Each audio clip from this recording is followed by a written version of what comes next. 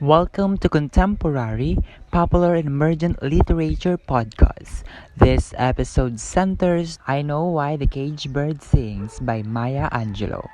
Maya Angelou's autobiography recounts her childhood and adolescence, growing up in the segregated American South while facing both racial discrimination and personal trauma.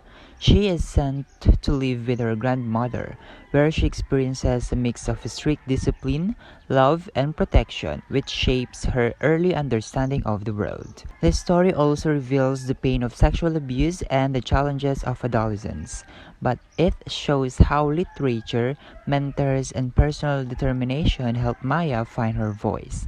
Through her journey, the book portrays the development of her identity and self worth, capturing both the struggles and triumphs of her life in a deeply moving and honest narrative. From a feminist perspective, the book celebrates the strength and agency of Black women in the face of systematic oppression and personal hardships.